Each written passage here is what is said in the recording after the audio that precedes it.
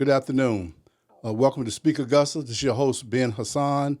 Today we'll do another version of In My Opinion, sharing with you things that as I look at it through this government, things that I firmly believe will have an impact on those government, and I'm going to share my perspective on it with some documents as well that you can probably look at because we're going to put a link to those documents at the end of this podcast. So we're going to start because right now, a lot of the conversation you hear in the community is about this Charter Review Committee making some changes in the charter. And with that being said, one of the conversations that you're hearing from our mayor in particular and others is that the charter has not been changed in 30 years, going all the way back to 1996 when the government consolidated. And the first thing I want to do is provide some evidence that that's not the case, and many of them know better. What I'm about to read to you, a couple of things to show you what a committee that was established July the 20th, 2001. This is a report from this committee that was established when Bob Young was the mayor of the city of Augusta. The participants on that committee was William R. Thompson was the chairman, Marion Barnes was there, Nathaniel Charles, Barbara Gordon, David Hudson, Rob Zetterberg, Samuel McGuire, Mallory Millender, Quincy Robertson, Paul A. Saunders, and Jimmy Smith. James B. Walls was the attorney. Now, why this is important, I want to share with you their perspective, because I think when I look at what they decided in 2001, I have nothing but great respect for it. And that simply was, as they begin to delve into trying to look at how they can potentially make some improvements to the charter, they made some, what I thought was very, very important and respectful positions or decisions that benefit, I think, and respectful of all the community. And what they decided is say, hey, we know we're going in here looking at the mayor's position, we're going to look at the administrative position, we're looking at other ethical standards, we're looking at the legal department, we're looking at quorums and abstentions and commissioner/employee contacts. That's what they went in looking at. In the course of their deliberation of, I think, about 13 meetings they had, they came to a conclusion, hey, as we begin to deliberate around these issues, anything that we can't get unanimous support for or that's going to have a racial overtone, we would not touch it. So we would want unanimous decision from those that are present. And that's what they did. And at the end of that, they made their presentation, their findings, I would say, back to the commission. But I think what's most telling about everything that they did was something I'd like to read to you that I think is very, very important.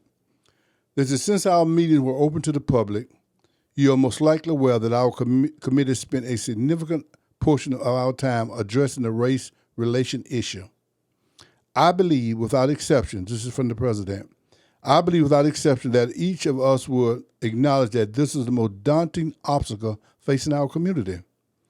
It is an impediment to our economic growth, as well as our general advancement in a number of other areas that are critical to the quality of life.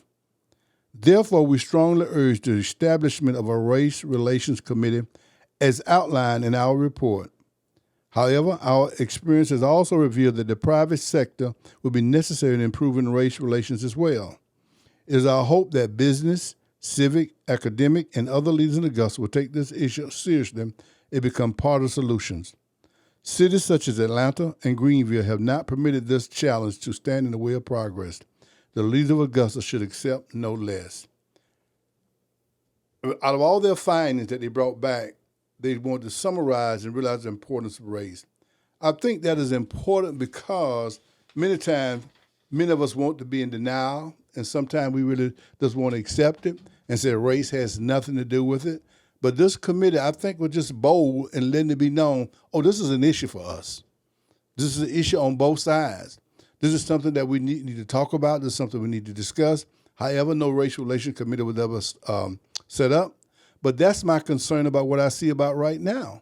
As I look at this Charter Review Committee, and I've shared this with them, and I shared the same conversation with them, that I don't think it's anything that they can put together from the manner in which it has been done, from the manner in which they have done it.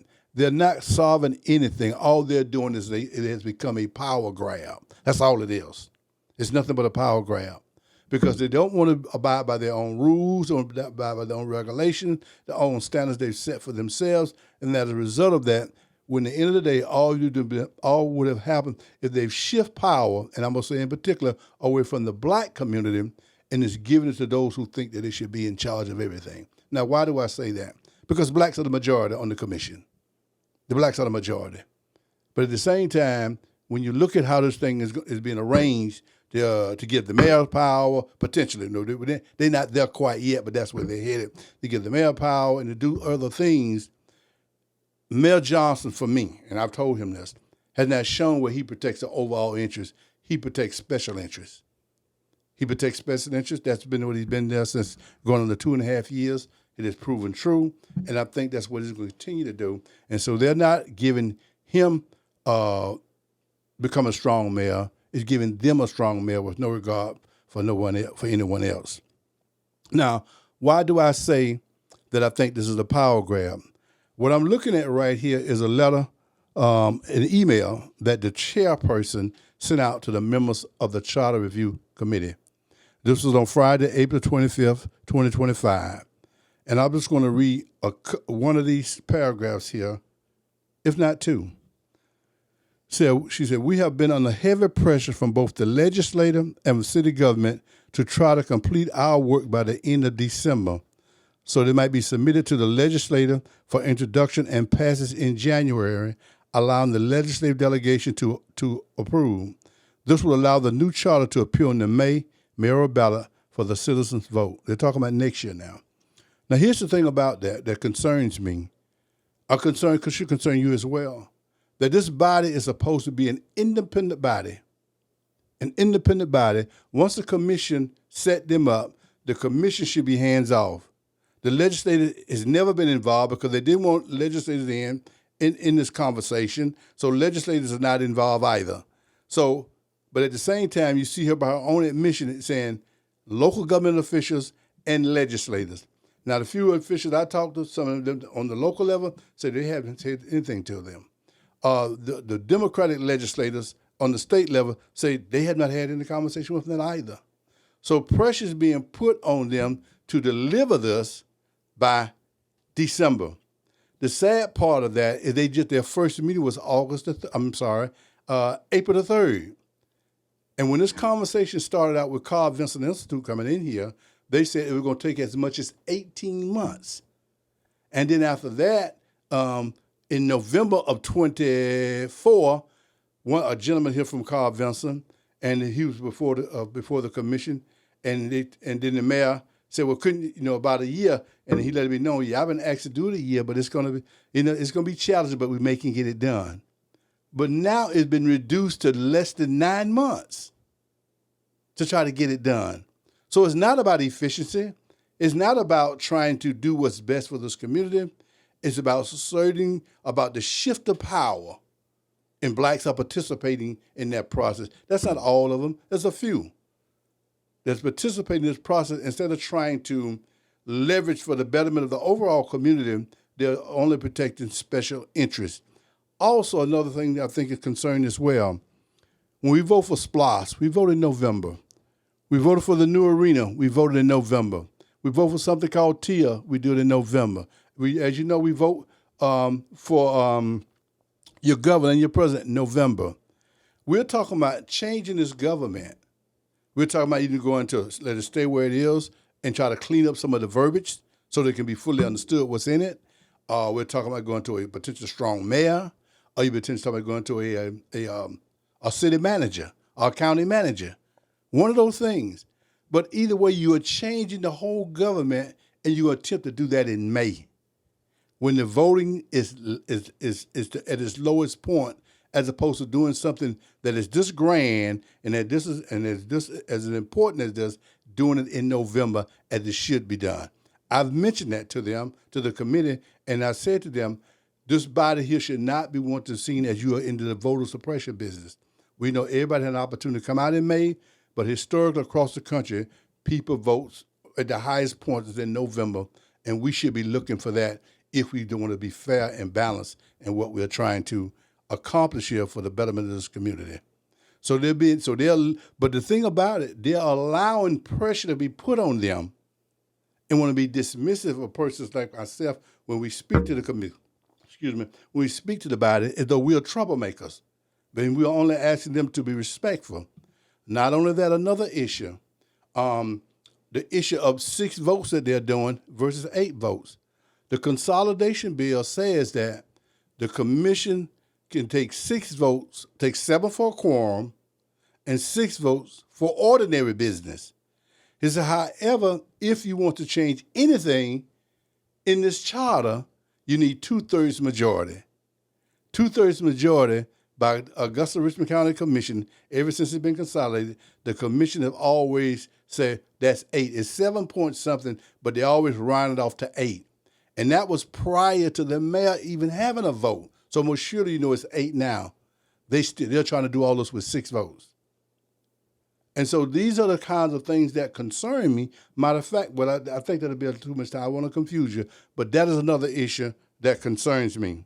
And so finally, like I said, in this very same letter, the chairperson mentioned there are also 4 different city charters originally provided to me by Lee Powell and more recently by Mason Lane Smith. Here's my concern, not about members looking at other governments and presenting charters, but this body, as of yet, hasn't taken the time to sit down and to go through any charter and see how the government works. What they have been excellent doing, they have invited the Administrator Allen to come in and give her perspective on what she does and how does she work. They did ask her, push her for more pertinent questions. What does she prefer? She wouldn't give them an answer to that. She wouldn't give an answer to that. And personally, I didn't think she should be there. That's just me.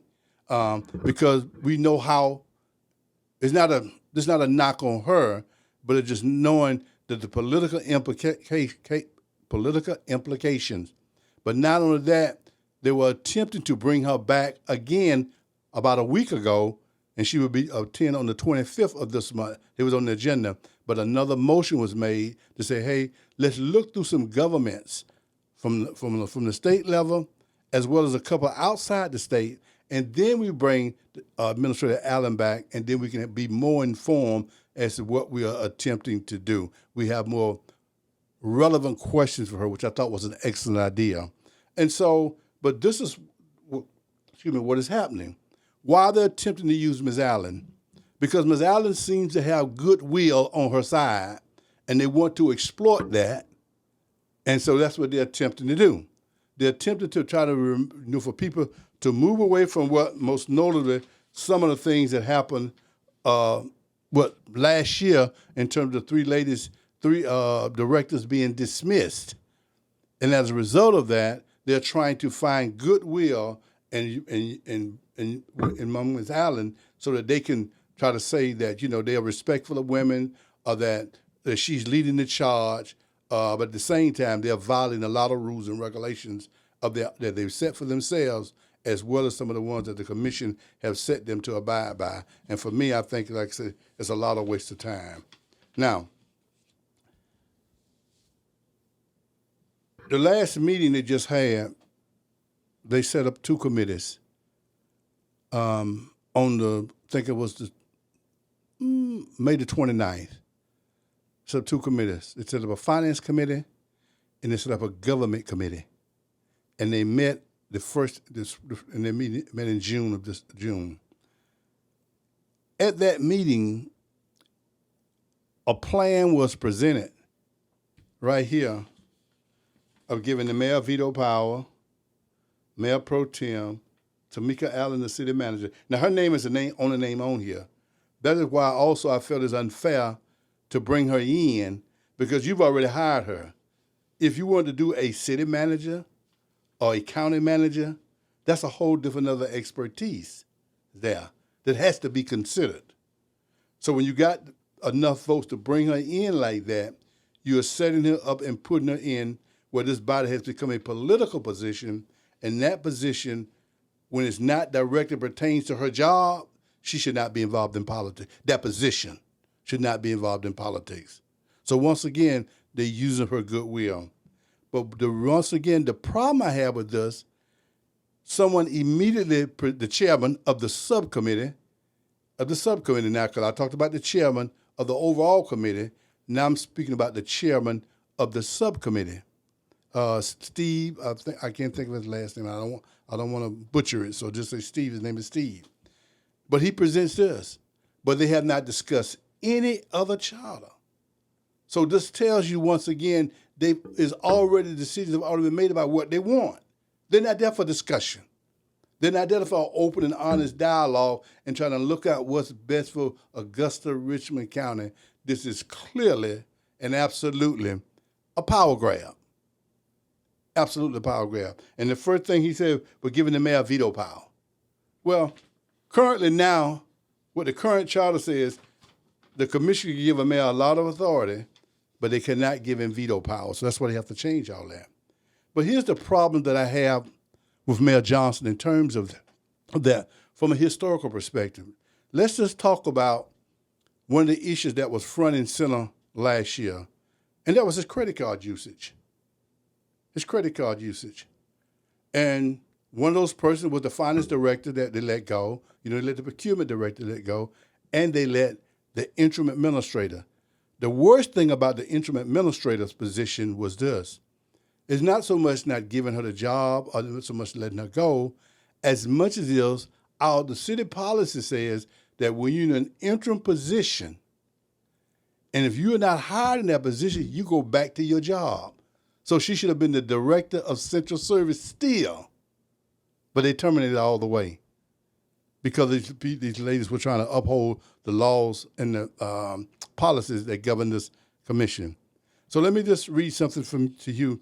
This is January the 26th, and this will be available so you can take a holistic look at it because there's a lot of information about purchases here.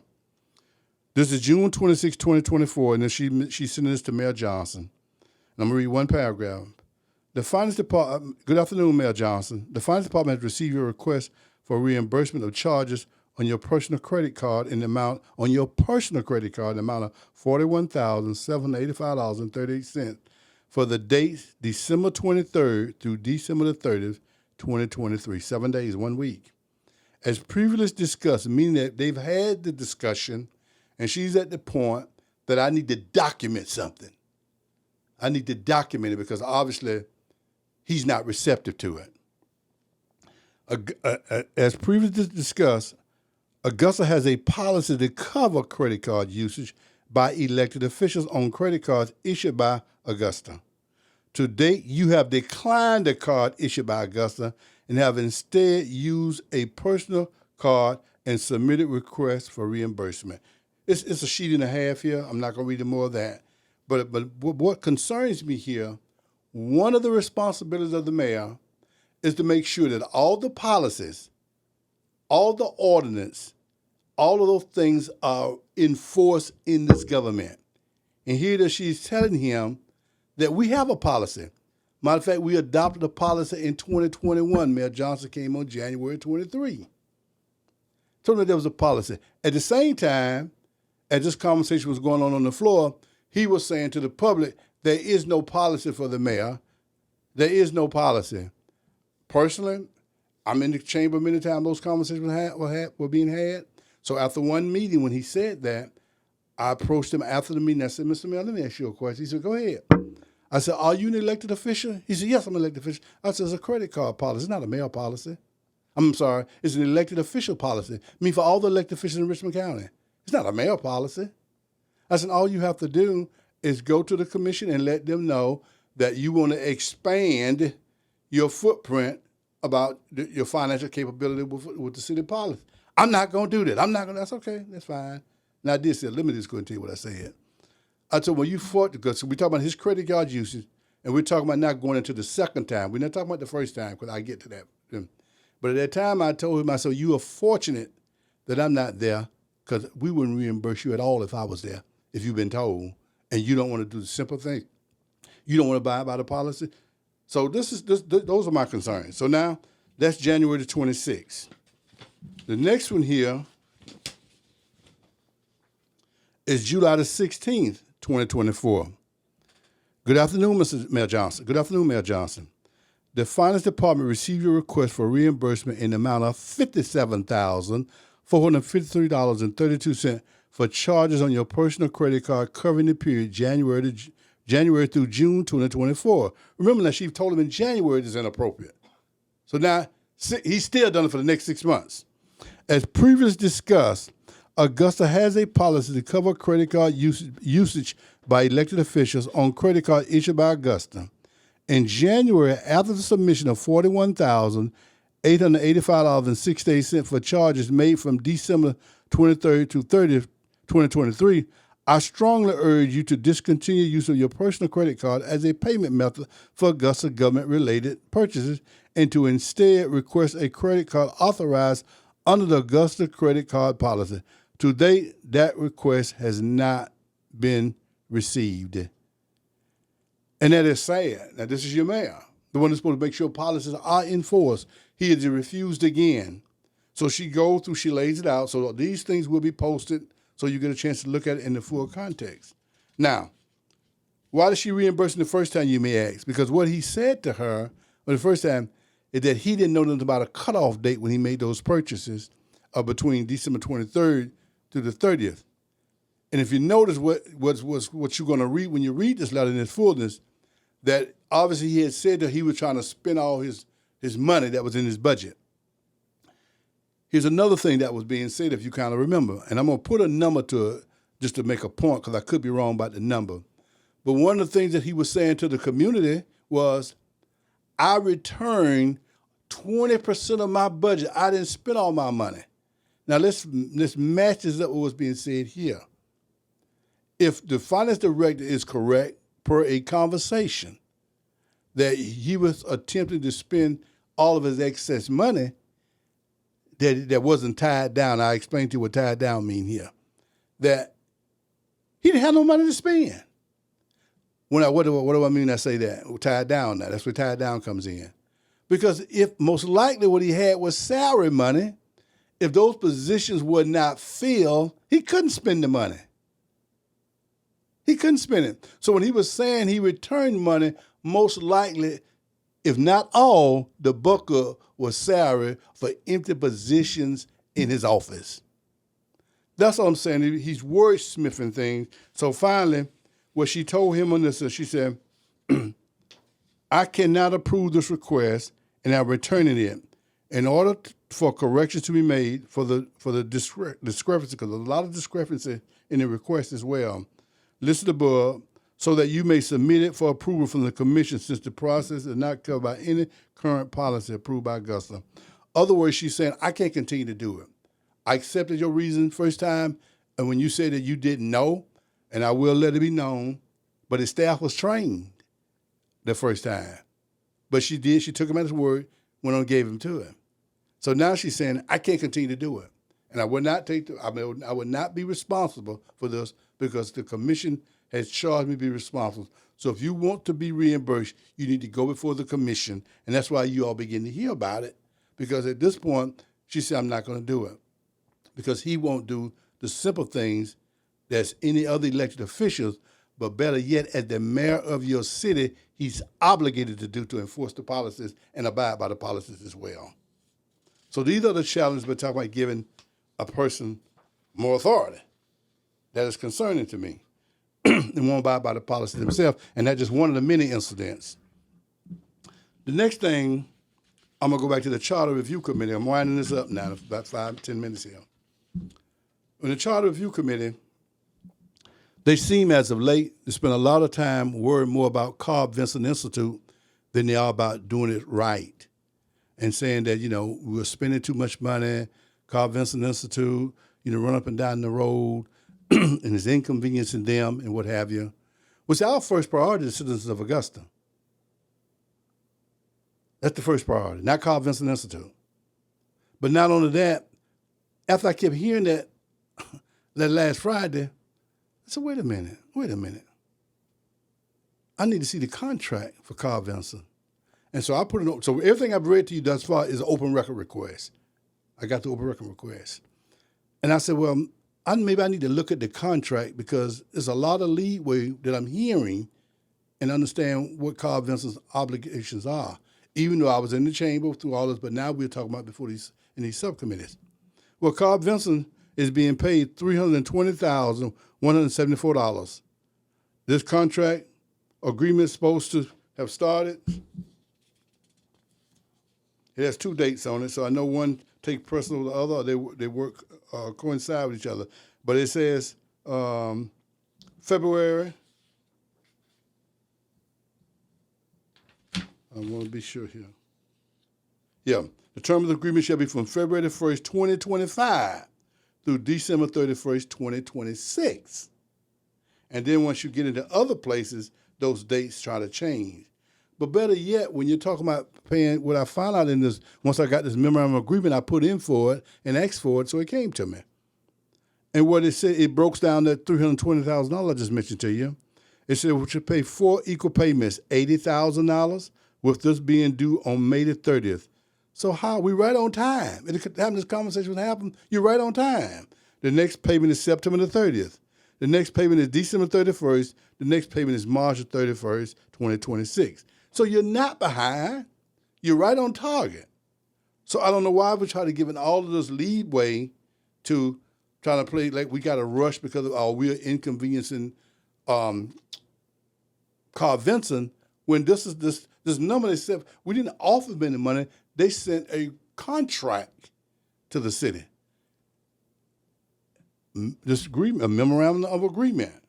Now, here's my concern about this. And then it said, the time now been able for the CRC to complete its work and the Institute to provide a draft charter and final report at the end of December 2025. So it just changed the proposed timeline. Went from 26, so now they're trying to complete the work. Like I told you, down to 7-8 months now, which is totally inadequate if you want to do a deep dive and fully understand and have long-term success. But here's my concern about the agreement. Once I got the agreement, it is an 8-page document. And I can tell you without a shadow of a doubt, it is dated. Let me get the date here on this thing. The mayor signed it January the 30th, 2025. Carl Vinson done that thing February 19th, 2025. And the clerks, a testament is here to that this is the mayor's signature. That's what the clerk does. The clerk attested that this is the mayor's signature. However, this document, in my research, never came before the Augusta Commission. I'm going to say it again. This document, as I understand it, as of right now as we speak, the Augusta Commission never signed off on this, and the mayor's signature should not be on it if that's the case. I will be asking for a cover letter because I've looked through from January the 7th of this year up until the time that this was signed, and I've looked at all the agenda items and things. I've not seen where this document came to the Augusta Commission.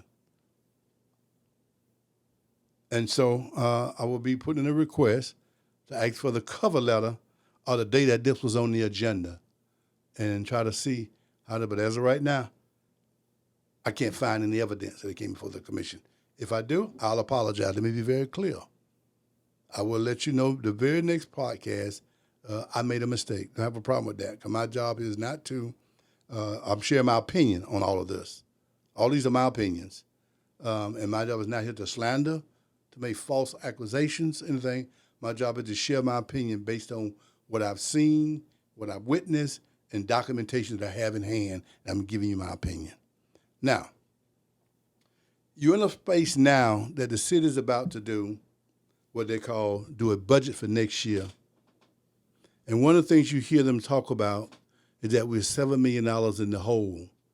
And that started time the change with the guards happened.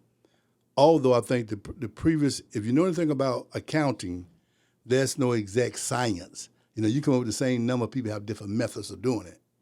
So there's no exact science how you can do. But as of right now, I don't know any time that they've made contact with the previous interim administrator to ask her what was her strategy. Did she have a strategy to reconcile this debt? He said, well, why would she tell him anything? Well, she get paid for a whole year. So for questions, that means she don't have to come in and work for that, but they can pick the phone up and ask her any question they want to about this government, and she would give her their perspective. That's when you give these severance packages. Those part of that process that they got to come in and work it off. But they will be available for clarity of anything. But nobody's asked her anything. So now, when you're talking about budget shortfalls, one of the biggest thing I think is an unjust to the citizens right now is happening is with Attorney Plunkett, in my opinion, being in the position that he's in. His contract has been renewed once, but went to, I think, to February. Then they renewed it to June the 30th, which is a couple of weeks away now.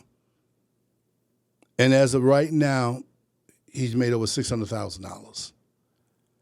And I'm hearing that they want to do it all the way to December. If you do that, that's going to be between $1 million to $1.5 million. That is 5 to 6 times the amount that you would pay a general counsel if you hired someone. As I told you previously, they have done 2 sets of interviews, has some very formidable candidates who've had government experience, something that Plunkett doesn't have. I'm sorry, Attorney Plunkett doesn't have. He does SPLOST projects. He does other things. But being in that seat as he is now, the outside counsel, he's never been there before. He's never been there before. But they won't make the hire. And that's what concerns me. So if he's dead, but you say you're short, so they could save $1 million. They could have saved $1 million just alone. Well, see, what I learned, we hear it all the time, but what I learned in government, when I heard the conversations about money that we don't have, it's not about what we don't have, it's that who gets the money is what counts. Who gets the money, then it's not a waste of money. We can't waste, you hear this comment all the time, you can't waste taxpayers' money. But it only wasted money when certain people get the money. So they could remedy that problem very, very easy, and they refuse to. Not only that, from several reliable sources in conversations that they've had trying to hire a general counsel, the mayor has been told, when I say told, I mean, we told to Mr. Mayor, any person, we'll hire any person that you want. Now, always remember that commission is divided. So the ones who's proposing this, they're the minority in terms of numbers. Mr. Mayor, anybody that you want to hire, we got some good candidates here, that's who we'll go ahead and hire. Who do you want, Mr. Mayor? He said he won't even open his mouth. Won't even give an answer.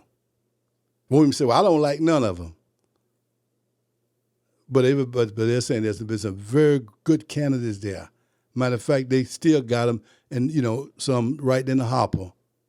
But they're too busy, possibly going to extend Attorney Plunkett's contract and cost us 5 to 6 times the money overall that would have for general counsel. And I think that's a disgrace. Now, what concerns me about that, too, not only just the money, but also the relationship. This is a documentation right here that this is the State of Georgia Campaign Contribution Disclosure Report. And this is the name of the entity is Moving Augusta Forward, Inc. That's Mayor Johnson's on when he was running. This date here is in 24. 4/30/2024 is when the filing was, my reporting period. Know the chairperson was? Jim Plunkett. I'm not saying he's there now as this position, but that's what's like it being. Not the citizens general fund, not the citizens' best interest. It's personal relationships that are being protected here, in my opinion. That's whose name is here. You'll be able to see that. This will be posted. And so I've said all that to say we have a great opportunity to do some good things in this county. I'm a firm believer in Augusta. I believed in the city my whole life. That's why I still fight for it. I've been attending those meetings over 20 years easy. And I'm a believer in the city. I had the pleasure of serving 8 years. That's why I have a little understanding about how the government functions and things of that nature. None of us are perfect. All of us make mistakes. But when the pattern develops, that's when we should be concerned. And I see a pattern developing that's going to hurt us. I can see in this budget they're going to be talking about, well, we need to privatize this. You know, we need to have layoffs. We need to have furlough days. All those things come up because of mismanagement of money, because that's $1 million right there they could have saved. $1 million there. And there are other things. But that's $1 million easy they could have saved, but it's going to hire a general counsel. And those are the concerns, because once you start laying off people, once you start, privatizing, what you're doing in Richmond County, you're destabilizing the workforce here. You know how we are looked at anyway in terms of income status, quality of life status, and all that does from our government is contributing to that, where they should be attempting to give it some relief. And that becomes, those are political positions that we know when people want to privatize everything, that's not normal. Matter of fact, it ends up costing you more, not less. And then you want to say, well, this employee can go to work for this company, but now this person with a family has no benefits whatsoever. And that is a sad and a scandalous shame that we would do that, knowing that there are ways that we could have saved as much as $1 million here if they extend his contract. And especially with these relationships here, it is not helping us. So I encourage you that there will be a link that you can see some of these documents. I'm not going to put them all up. I want you to see the administrators, the finance department for sure. I want you to see the one I just mentioned about the attorney. One or two more here I may post for you. But I want you to understand that a lot of this, that you all don't follow as citizens, but you have to look at the whole world is in a different place. And to take a little time out of your schedule and try to understand things about your government, that you have to realize that no single person is bigger than this government. No single person. Because this government will represent all over 200,000 people in Augusta, Richmond County. And I'm encouraging you to get involved, to take a look, to look at what's happening. Because I can tell you, if you don't, at some point in time, you're going to wish you had. When you wake up and the city looks like a shell because they've broken it down and sold it all off. And by the time, you can't, he's not going to be the mayor forever, but trust me, there are plans there. And like I said, I don't ever think, the vote is not about him. I've told him this. So sometime, they say, help your brother or your sister when they're right and when they're wrong. And so the question was asked, a statement was made, and then a question was asked. The statement was, I know how to help my brother or sister when they're right, but how do I help them? That's the question now. How do I help them when they're wrong? And the question was, restrain them. Try to speak goodwill to them. Try to encourage them to do something different. I've done my part on that one. I've done it. To no avail. And so I'm encouraging you all to get involved. And none of this personal for me. It's about the city. It's about what's best for the city. And you'll hear more from me around these issues. I thank you very much. Everything I've said is my opinion. And I stand by it until I see something different. And like I said about that document, if I can find supporting documents or something to be presented to me when I ask, that this did go before the commission, it'd be the very first thing I would clarify the next time I do a podcast, and that probably will be in another 10 days. So thank you very much for your time. You have been listening to Ben Hassan on Speak Augusta with a second episode of In My Opinion. Have a blessed day.